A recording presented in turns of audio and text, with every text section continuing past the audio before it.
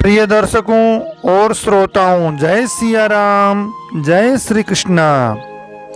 आइए राजस्थान के प्रसिद्ध तीर्थ स्थान लोहागरल के मालकेतु की 24 कोसीय परिक्रमा का विस्तार से महात्म्य जानते हैं।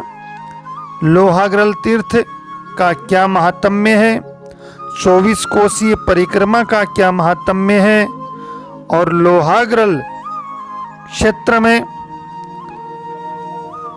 पांडवों का कैसे उद्धार हुआ, इस प्रकार से लोहागरल की 24 कोसीय परिक्रमा का यह वीडियो आप जरूर सुने और जरूर देखें। जब भी समय मिले तो राजस्थान आए तो लोहागरल पवित्र तीर्थ स्थान पर जरूर आएं और सूर्य कुंड में स्नान करें। अब आइए जानते हैं लोहागरल मालकेतु की परिक्रमा के बारे में संपूर्ण विस्तार सहित इतिहास। तो भारत के राजस्थान राज्य में शेखावाटी क्षेत्र के झुंझुनू जिले में अरावली पर्वतमालाओं के मध्य प्रसिद्ध तीर्थ स्थान स्थित है। इस तीर्थ स्थान का नाम है लोहागरल। लोहागरल का अर्थ है जिस स्थान पर लोहा गल जाए। जी हाँ, इस तीर्थ स्थान का महात्म्य उल्लेख धर्मशास्त्र में मिलता है, गर्ग संगीता पद्म पुराण में मिलता है। इसको सतयुग में ब्रह्मऋद्धि के नाम से जाना गया, त्रेता में कांतिकुई, द्वापर में शंखपुरी और कलयुग में लोहागरल के नाम से पुकारा गया है।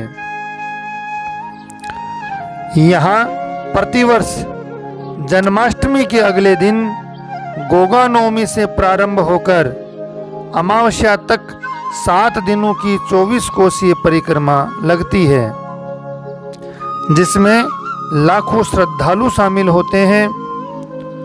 वर्षों से चली आ रही परंपरा के अनुसार 24 कोसीय परिक्रमा की अगुवाई ठाकुर जी की पालकी करती है। ठाकुर जी की पालकी चारोड़ा धाम खंडेला से गाजे बाजे के साथ रवाना होती है। फिर लोहागरल स्थित खाकी जी के अखाड़े के मंदिर से चलती है ठाकुर जी की पालकी और ठाकुर जी की पालकी के साथ बड़ी संख्या में साधु संत चलते हैं।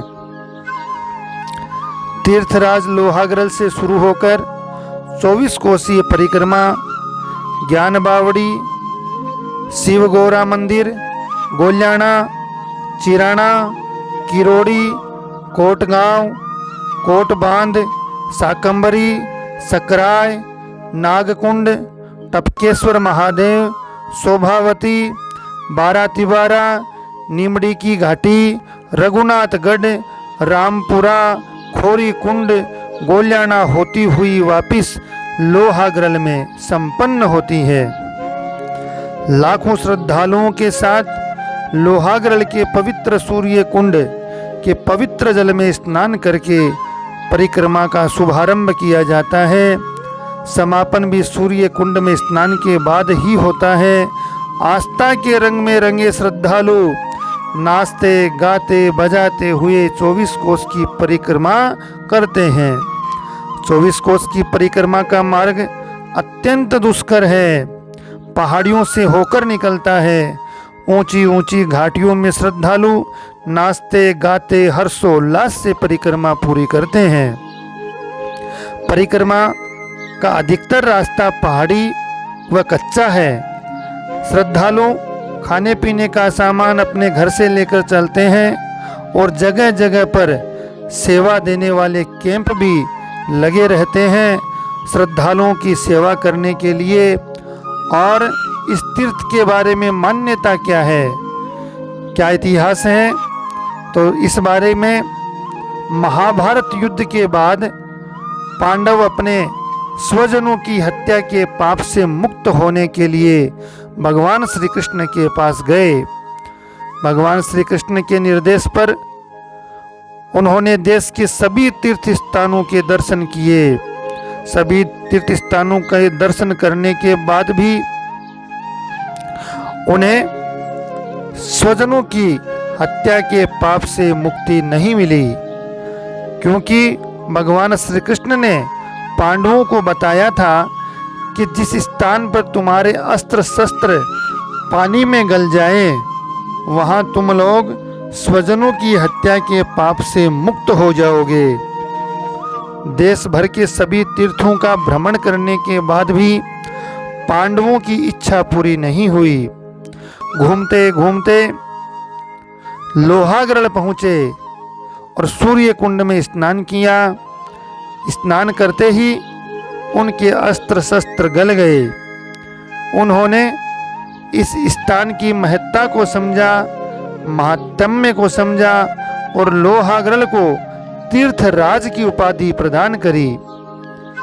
ऐसा धर्मशास्त्र में प्रमाण मिलता है कि लोहागढ़ के कुंड में पानी गोमुख से आता है। यहाँ पर महात्मा चेतन दास जी द्वारा बनवाई गई विशाल बावड़ी है। पहाड़ की ऊंची चोटी पर वनखंडी का सुंदर मंदिर है। पास ही पहाड़ पर मालकेतु बाबा का मंदिर है, शिव मंदिर, हनुमान मंदिर, पांडवों की विशाल गुफा और भीम कुंड यहाँ पर स्थित है। मान्यता ये भी है कि जब भगवान विष्णु ने ब्रह्म सरोवर की स्थापना की तो हर व्यक्ति उस सरोवर में स्नान करके स्वर्ग जाने लगा। तो ऋषि मुनियों ने भगवान विष्णु से प्रार्थना की कि इस प्रकार से तो भगवान कर्म का महत्व खत्म हो रहा है और सभी स्वर्ग को जा रहे हैं। विष्णु भगवान ने महात्माओं की प्रार्थना सुनी और सुमेरु पर्वत के माल और केतु नामक 2 पुत्रों को आदेश दिया कि सरोवर को ढक दो, इस सरोवर को ढक दो। वे आकर इन पर बैठ गए। जैसे ही सरोवर पर बैठ गए, सरोवर बंद हो गया तो पुनः समस्या उत्पन्न हो गई। क्या हुआ कि सबके लिए सरोवर बंद हो गया। तब भगवान ने माल केतु को अपने पंख ढीले करने को कहा। पंख ढीले करने पर 8 जगह से पवित्र जल की धारा निकली, जो सूर्य कुंड, किरोड़ी, शाकंभरी, नाग कुंड, कोकुंड, खोरी कुंड, ब्रह्म कुंड, भीम कुंड है। यहाँ पर भाद्रपद अमावस्या, सोमवती अमावस्या, पूर्णमासी, सूर्य ग्रहण, चंद्र ग्रहण को विशाल मेला भरता है। माना जाता है कि आज भी लोहे की बनी हुई वस्तु, सामान इस जल में कुछ दिनों के बाद गलने लगता है। लोहागढ़ तीर्थ के महात्म्य के बारे में एक कथा और मिलती है कि लोहागढ़ से भगवान परशुराम जी का भी संबंध बताया जाता है। मान्यता है विष्णु भगवान के 6ठे अंशावतार परशुराम जी ने क्रोध में क्षत्रियों का संहार कर दिया और शांत होने पर गलती का एहसास हुआ। गलती का एहसास होने पर वे लोहागढ़ तीर्थ में आए और एक बहुत बड़ा यज्ञ किया। तब उन्हें पाप से मुक्ति मिली, ऐसा भी धर्मशास्त्र में वर्णन है। सूर्य मंदिर और सूर्य कुंड के बारे में एक प्राचीन प्रसंग और मिलता है कि प्राचीन समय में काशी में सूर्यभान नामक के राजा हुआ करते थे, जिनके यहाँ अपंग लड़की के रूप में संतान हुई और साधु संतों ब्राह्मणों ने बताया कि पूर्व जन्म के पाप कर्म से ऐसा है और उन्होंने लोहागढ़ तीर्थ में आकर और जिस प्रकार से विद्वानों ने, संतों ने बताया वैसा कार्य किया और उनकी लड़की जो है अपंग थी वह स्वस्थ हो गई और उन्होंने सूर्यभान राजा ने सूर्य कुंड का और भगवान सूर्य के मंदिर का विशाल भव्य रूप प्रदान किया, विशाल मंदिर बनवाया, भव्यता के साथ सूर्य कुंड और सूर्य मंदिर को बनवाया है। ऐसा भी वर्णन धर्म शास्त्र में मिलता है। यह लोहागरल तीर्थराज है। लोहागरल तीर्थ का बड़ा महात्म्य है।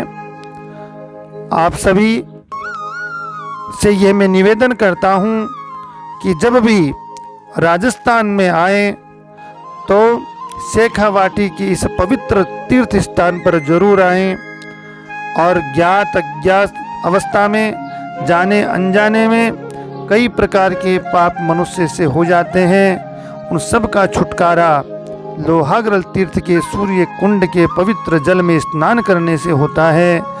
यहाँ पर आइए और इस प्रकार से लोहागरल के तीर्थ का ये बड़ा महात्म्य है।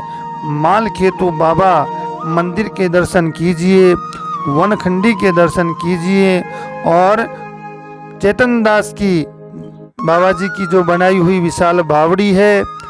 लोहागरल तीर्थ के बारे में जितना कहा जाए, जितना वर्णन किया जाए उतना ही कम है।